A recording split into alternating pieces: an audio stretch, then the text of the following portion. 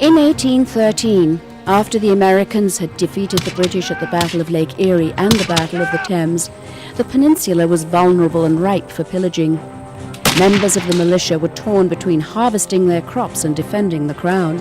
Fanshawe 1812 is an annual reenactment coordinated by the Royal Scots Grenadiers. What the reenactors love about Fanshawe Pioneer Village is that it's perfectly positioned to present the story of 1812, the battles along shorelines, the battles in cornfields, the battles inside small villages.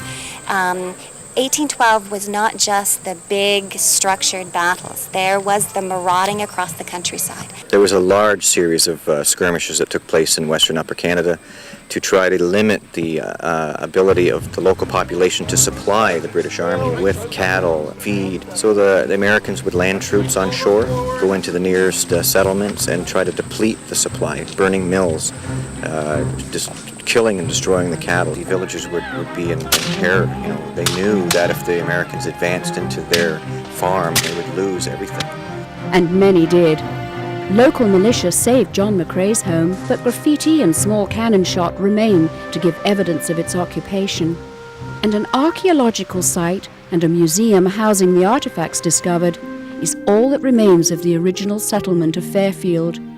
Founded by Moravian missionaries and their native followers, it was looted and put to the torch. In Walkerville, François Baby, a French-Canadian, had his home commandeered by both sides of the conflict. First by the Americans, who made him a prisoner and set up an encampment in the grounds. He built these big moats and fortifications around three sides of the house. This house actually became sort of linked to Fort Lernu across the river, which was the Detroit Fort. It was a short-lived occupation, but when they left, the British General Brock arrived and took possession. Today it houses the Windsor Community Museum. Houses document the past in intriguing ways. I've been investigating ghost stories in the area of Chatham-Kent, primarily because this area is rich in history, and with the settlement along the Thames dates back to a couple of hundred years. London's Idlewild Inn was the first house to host backgammon parties, and its dining room was the scene of dances where British officers met young, marriageable ladies.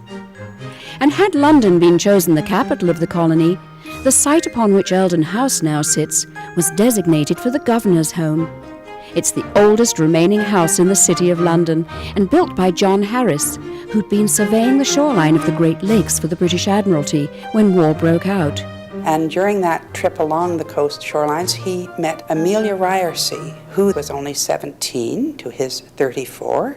She took one look at him and decided this was the man for her. And they married, and they had 10 children. All these homes, pioneer villages, churches and cemeteries remain as a testimony to the hard-working settlers and new immigrants. After the war, they rebuilt their lives. And thanks to the vision of that hard taskmaster, Colonel Tom Talbot, and his long, straight roads, together they opened up the interior of southwestern Ontario.